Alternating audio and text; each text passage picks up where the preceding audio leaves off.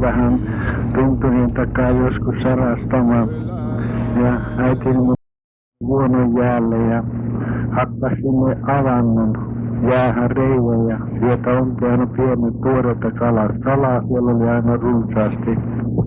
Sitten maaliskuun pienellä niin rupesi auringolla enemmän sarastaan pitemään muutama jo puolen tuntia tunnin jo ylhäällä, niin silloin alkoi hylkeitä nousee jään päälle.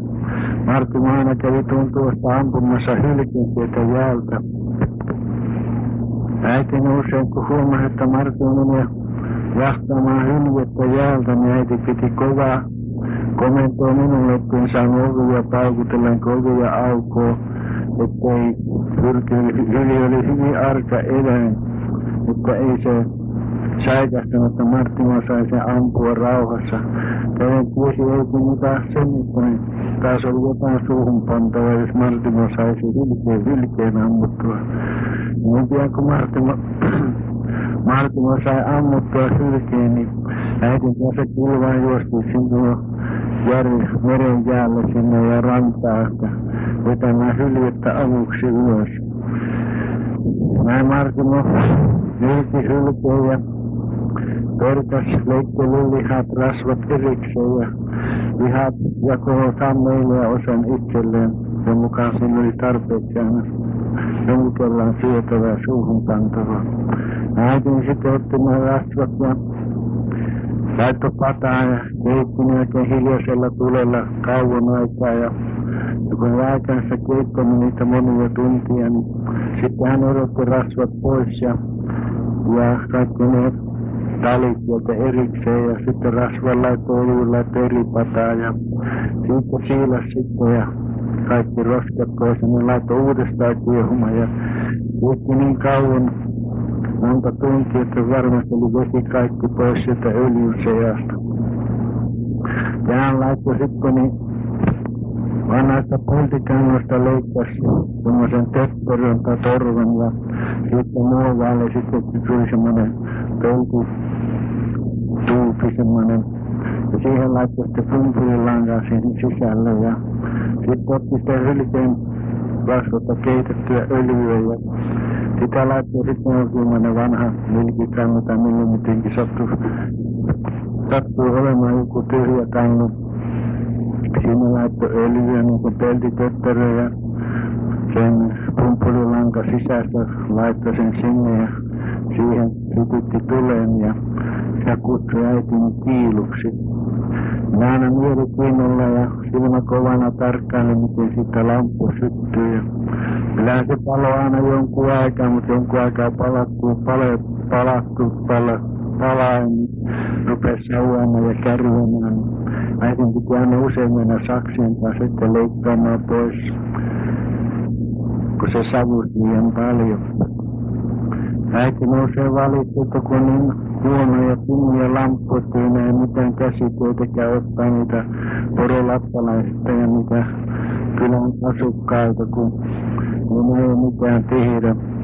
Ja se lamppu oli kyllä todella pimeä.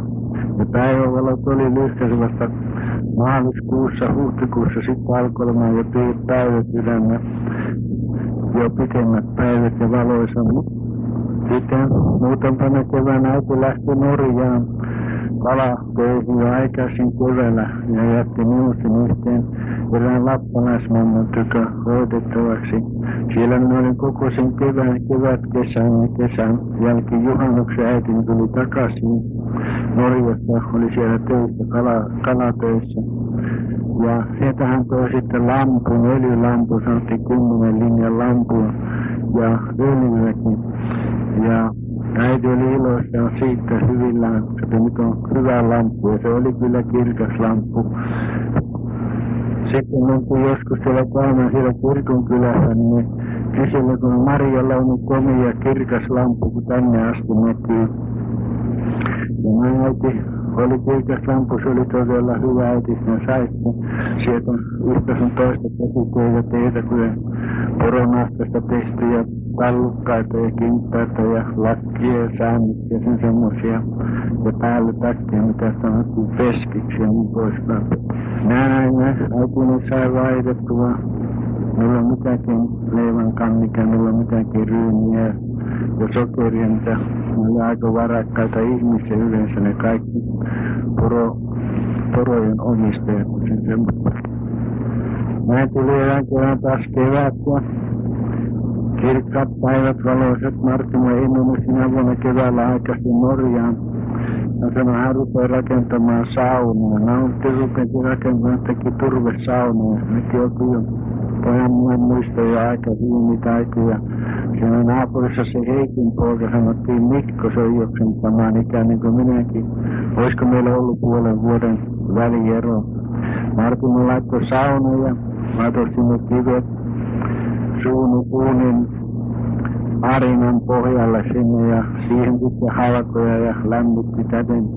Sitten kun oli tuli palannut monta tuntia, niin sitten Marttimo kaivoi ne talikoilla ylös hiiluksi ja kivet sinne hiileen päälle, että ne tuli ihan tulikuumaksi. Ja sitten kaatoi ison puupyttyyn vettä ja sinne laittoi kivet. Ja täten saatiin kuuma vesi sinne saunaan sitten.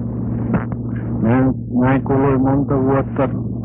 Sitten Marttimon tai ne Heikin pojat, ne kasvoi jo suuriksi, ne meni Norjaan töihin ja toiset menivät jo kalastukseen Norjaan keväällä. Syksyllä ne tultuvaan sieltä, niin kertovat Marttimolle, että siellä Norjassa on keksitty semmoinen lämmitys. Tynnurista menee vesi paippuus, tai niin sanoo vesipiippu.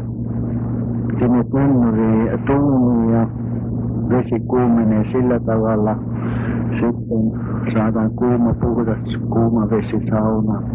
No Marttimo kuunteli, että tarkoittaa kuinka se ihmetteli, että kuinka se niin. Ja no niin ne vain on, pojat sanoi.